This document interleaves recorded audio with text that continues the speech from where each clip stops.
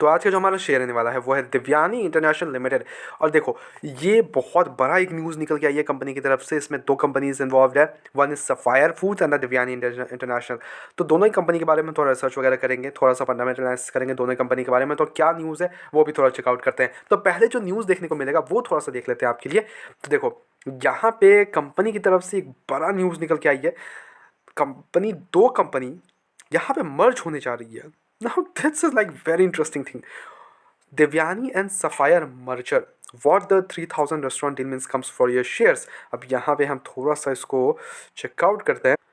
तो देखो, आपके लिए जो न्यूज़ यहाँ पे मिलेगा, yes, Devyani International and Sapphire Food will merge through a near party share swap to create one of the India's largest QSR players with over 3,000 outlets and revenue up to 7,800 crore, bringing all KFC and Pizza Hut operations under one operator, with limited arbitrage and equal synergy benefits for shareholders. Now this is like very interesting news. अब यहाँ पे थोड़ा सा कैसे इनको पैसे से क्या मतलब आपको शेयर्स कैसे एलोकेट होंगे वो थोड़ा बता देता हूँ आपको मैं। तो देखो, in a transformative deal that reshapes India's quick service restaurant जो अपना है, जो पिज़्ज़ा हट KFC वगैरह इन्वॉल्व होती है इस पर, उनके landscape, Devyani International Sapphire Foods have announced a merger that will create one of the country's largest QSR platforms with over 3,000 restaurants and consolidated revenue exceeding 7,800 crore rupees. The share swap transaction set at a 177 Devyani shares for every 100 Sapphire shares.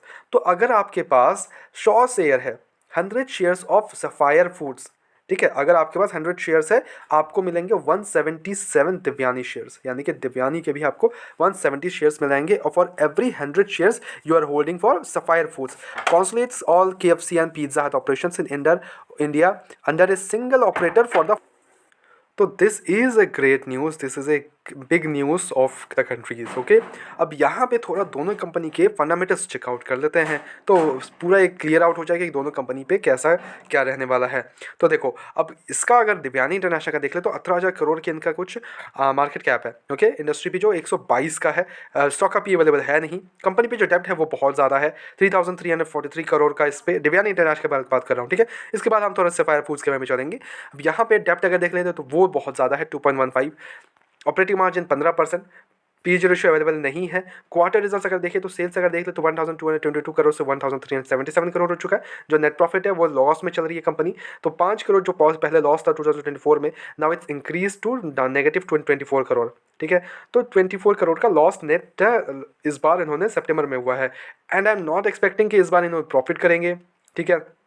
काफ़ी time से loss कर रही है, but profit कर दिए तो बहुत ही बढ़िया है भाई, और भी अच्छा जम देखने को मिल सकता है हमें शेयर में। अब यहाँ पे इन्वेस्टर्स का टेकआउट करोगे तो प्रमोटर्स की होल्डिंग 61% की है, एफआईएस की होल्डिंग 6.55, काफ़ी ज़्यादा बिकवाली कर दिया है इन्होंने, कंटिन्यूसली बेच रहे हैं अपना माल। एफआईएस 11% से 10%, फिर 9%, बट देन डायरेक्टली 6% हो चुका है इनका। जो डीआईएस के स्टेक रहने वाले हैं वो काफ़ी ज़्यादा इंक्रीज देखने को मिल रहा है, 12%, 15%, then 16%, then 18%, then now it's 19%। Public ने भी यहाँ पर काफ़ी ज़्यादा स्टेक इंक्रीज करते हुए देखने को मिल रहा है, 9% से डायरेक्ट 12%, ठीक है। देखो, कंपनी के अगर रिजल्ट बेसिस पे एंड डेब्ट बेसिस पे देखूँ तो कंपनी इज़ पुअर, ठीक है, सिंपल सी बात है। देखो, मैं या आप और कोई भी जो भी इन्वेस्टर्स पैसे कमाने आते हैं तो वो आते हैं अपना पैसा कमाने के लिए। अब कंपनी खुद ही प्रॉफिटेबल नहीं है, कंपनी नेट लॉस कर रही है, डेप्ट 2,000 करोड़ के आसपास का डेप्ट है, तो it is little bit concerning. Okay, अब यहाँ पे थोड़ा सफायर फूड्स को भी चेकआउट कर लेते हैं। तो सफायर फूड का अगर देखें तो यस, सफायर फूड्स, अब यहाँ पे देखोगे तो 8,000 करोड़ का इनका मार्केट कैप है, जो स्टॉक का पी व्हाट द हेक 3,750 का पी चल रहा है, इंडस्ट्री पी 122 के अराउंड है। My goodness, what is this.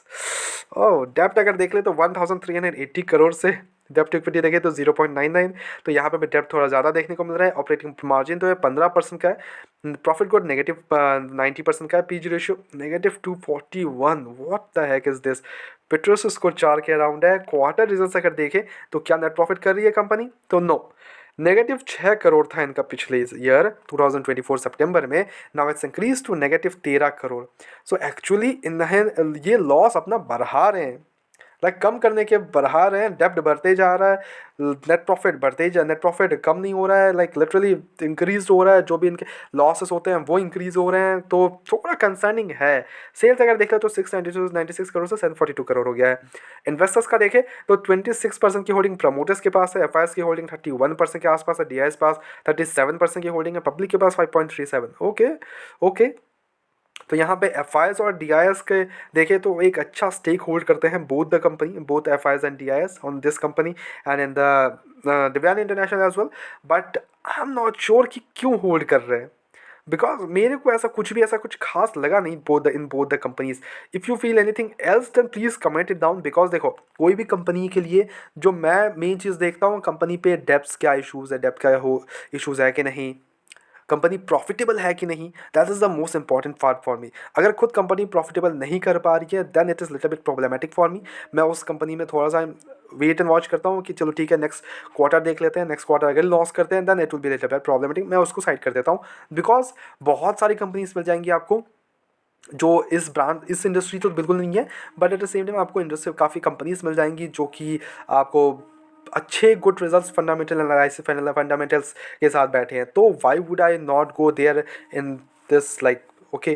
तो थोड़ा सा वो एक कंसर्निंग फैक्टर है मेरे को दोनों ही कंपनी पे। ओके, दोनों कंपनी में बोलूँगा रिस्की है, अगर आप होल्ड भी करते हो तो थोड़ा रिस्की है, तो रिस्क रिवॉर्ड रेशियो देख के ही आप इन्वेस्टमेंट्स पे जाना। मेरी तरफ से मैं अवॉइड करना ज़्यादा प्रेफरेबल हूँ, बिकॉज देखो अगर मेरे को सेक्टर चूज़ करना तो मैं और भी सेक्टर्स है कंपनी मार्केट में, तो वो उन सेक्टर्स को चूज़ कर सकता हूँ। एफ हो गया, काफ़ी सारी प्रॉफिटेबल कंपनीज है तो उनमें चूज़ करूँगा।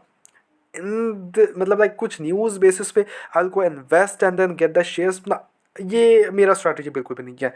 ओके, कंपनी लॉस में नहीं होनी चाहिए, प्रॉफिटेबल होनी चाहिए। चलो ठीक है एक दो क्वार्टर चलो ठीक है इधर उधर हो सकते हैं, हाँ चलो लॉस कर लिया, बट कंपनी कम से कम प्रॉफिटेबल तो आओ।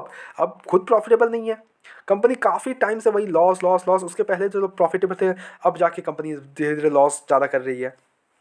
और दिव्यानी इंटरनेशनल तो फुल्ली लॉस में कंपनी 2-2 हज़ार करोड़ के इनके 2.19 का इनका डेब्ट इक्विटी हो चुका है, और 0.99 सफायर फूड्स का है, तो लिटिल बिट कंसर्निंग है। तो ठीक है, ऐसे कंपनीज में आई वुड नॉट गो कि आप जाके बैठो एंड अगर कुछ बड़ा हादसा हो गया देन वहाँ पे फिर आप लॉस में आ जाओ।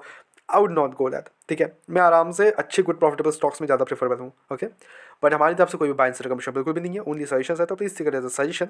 अपने एजुकेशन पर्पस के तौर पे वीडियो को लो, go ahead do your own research as well and then make the investments or not. ऐसे रेगुलर अपडेट्स के लिए चैनल को सब्सक्राइब करो, वीडियो को लाइक करो, मिलता है नेक्स्ट वीडियोस में।